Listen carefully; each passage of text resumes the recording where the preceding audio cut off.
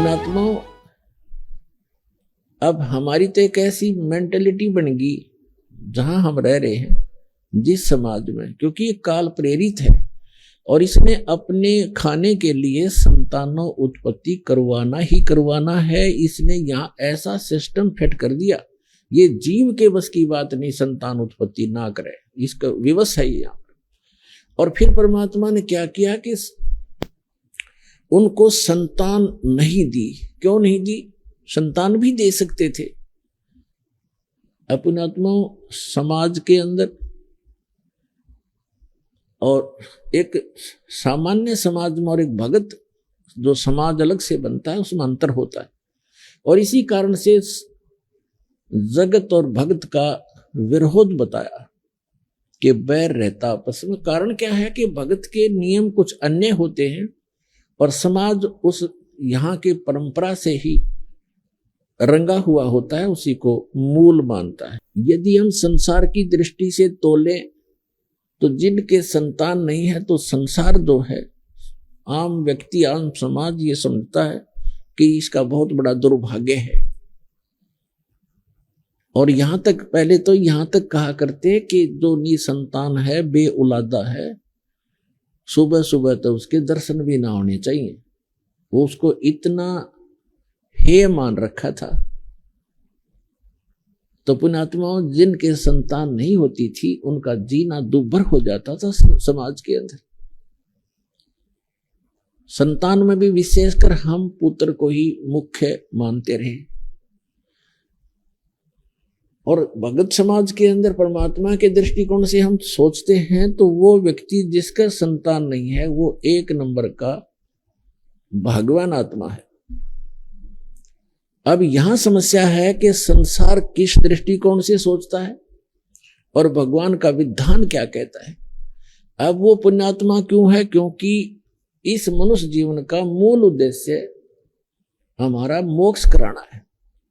और यदि उस निसंतान दंपति को ये ज्ञान समझ में आ जाए और वो समाज की तरफ ना देखकर बहुत आसानी से भक्ति करके पीछा छुड़ा सकता है। अब ठीक है, संतान होना बुरा नहीं बताया भगवान ने, लेकिन जो संतान भगवान से नहीं जुड़ेंगी वो आपको सदा दुखी ही करेंगी, क्योंकि उनके जो बुरे बुरे संस्कार साथ होंगे। आगे उनके संस्कारों में परिवर्तन भगवान करेगा नहीं, क्योंकि वो जुड़े नहीं। तो उनको दुख होगा तो आप भी साथ दुखी रहोगे, माता पिता भी, और वो भक्ति बाधक बनेंगी क्योंकि आपकी टेंशन का कारण बने रहेंगे। तो इस कारण से परमात्मा जो बताना चाहते हैं कि जिनका संतान नहीं है, ठीक है, समाज उनको कुछ भी सोचे और कहे, लेकिन भगवान के विधान अनुसार वो एक नंबर की पुण्य आत्मा है। जय भक्ति करें, और भक्ति नहीं करती है तो वो तो फिर और भी ज्यादा दुर्भाग्य है उनका। समाज के भी ताने सहन करने पड़ते हैं और भगवान से भी दूर रह रही है, तो वो महा दुर्भाग्य है उनका। तो इसलिए जिनके संतान नहीं है उनका मोक्ष बहुत ही आसानी से होगा। भक्ति कर लें, नाम शुरू कर दें और संसार से मन हटा लें, परमात्मा के विधान को आधार मान कर जीवें, तो सारा दिन भक्ति करनी। ये समस्या ये आती है कि बुढ़ापे में हमने कौन से बाढ़ेगा? अरे भगवान रहा संभालने वाला सबको। अब बेटा अमेरिका में और माता पिता यहाँ हिंदुस्तान में, और दोनों का रोग हो गया। वो पड़ोसी ठाए अंडे उसने, और बेटा वहां बैठा अमेरिका में। वो मर लिए, तीसरे दिन वापस आया, मरे पास से भी तीसरे दिन आया। चाट ले उस बेटे ने, बता के सारा दे दिया बेटे ने। अपने कर्म साथ देंगे, भगवान साथ देगा। एक त्रिलोचन नाम के भगत थे, संतान नहीं थी, भक्ति करते थे। पत्नी का देहांत हो चुका था, वृद्धावस्था में अकेला रह गया था। एक नौकर रखा हुआ था, सेवादार उसने। तो सेवादार कहने लगा, मेरे घर पे ऐसी ऐसी घटना घट गई महाराज जी, मैंने जाना पड़ेगा। वो बोला, जा बेटा, देखी जाएगी, दुखी सुखी होकर मैं अपना थोड़ा बहुत टहलूं करूंगा अपना कार्य। वो सेवादार चला गया, पीछे तो भक्त बीमार हो गया, दस्त लग गए। अब वो सीमा से निकला होगा तभी भगवान उस सेवक का रूप बनाकर उस भक्त के घर पे आ गया।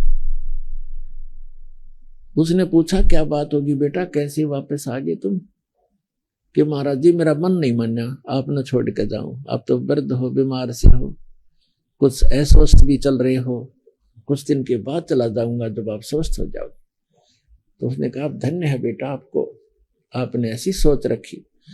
अब उसकी टट्टी के उठा कर वहां से बाहर डाल के आए भगवान उस सेवक के रूप में, और 1 महीना तक उनकी सेवा करी। स्वस्थ रहोगे और खूब नुहावे दुहावे, अच्छा बिठावे और परमात्मा की कथा सुने और सुनावे।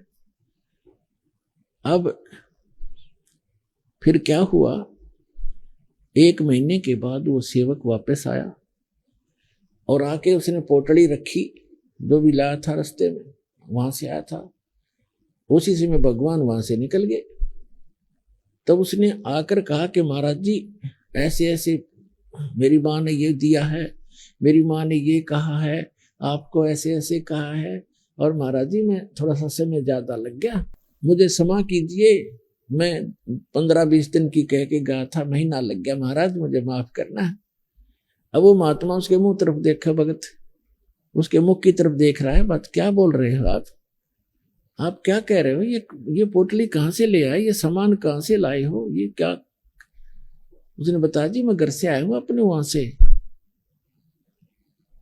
अब वो समझ में पा रहा, काफी देर में समझ में आई वृद्ध का, अरे तू अपने घर से आया है? कि हाँ जी मैं तो आज आया हूं, उस दिन का गया हुआ।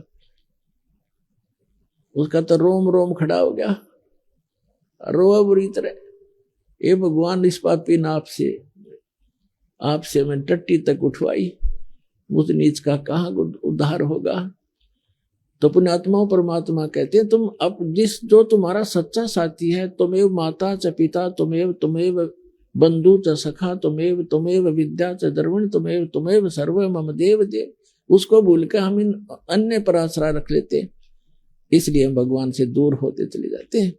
तो यहाँ गरीबदास साहिब जी ने कहा है कि त्रिलोचन के भय भरतिया माने नौकरे, ऐसी भक्ति कमावे, ऐसी भक्ति करे, भगवान साथ रहेगा आपके। तो इस प्रकार अब जैसे जिन बहन भाइयों के, विशेषकर इंसान तो थोड़ा बहुत सोच समझ भी लेता है, लेकिन बहनों का दिल नहीं डटता जिनका संतान नहीं होती, क्योंकि उसको समाज नहीं जीने देता। घर जाते हैं, घर वाले कुछ दिन चुप रहते हैं तो कोई पड़ोसी आ जाएगा, आओगा कोई काम और पूछेगा न्यू बहू का कि मैं होया नहीं बालक बोलक। अब वह के कहेगी सासू अक ना कुछ ना होया, कई साल हो गए ब्याह ने, एक जातक तो चाहिए था बता, और देख लो कोई दूसरा ब्याह करवा लो।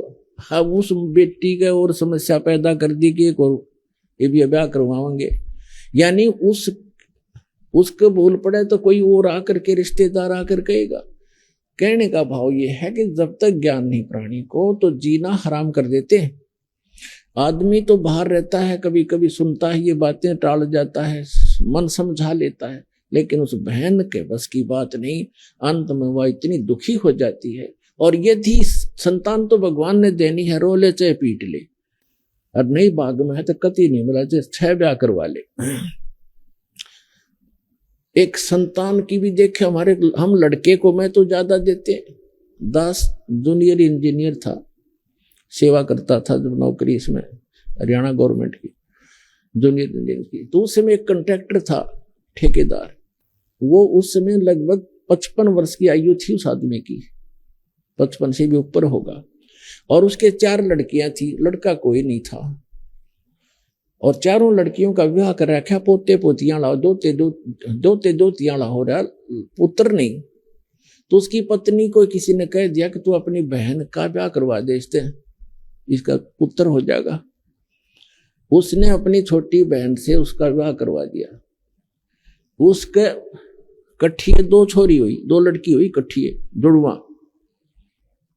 वो खुद बतावा था, ने बोला जी भाग बिना ना मिला कदी, मैंने तो उसका जब ऑपरेशन करवा दिया, फैमिली प्लानिंग का पीछा छुटवा हो जाए ब्याह हो, तो भाग में है नहीं तो क्यों पंगे में पांच दे भाई, मतलब दुखी करो। वो यहाँ पर जो काम करने का उसको भूल गए।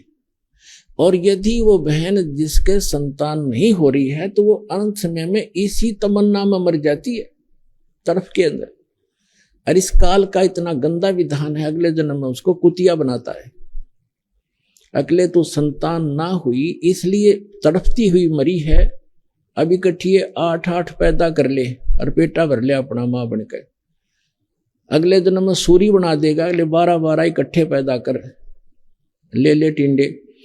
तो पुण्यात्माओं इस ज्ञान को आधार बना कर जीवो, तब जिया जाएगा इस गंदे लोक में।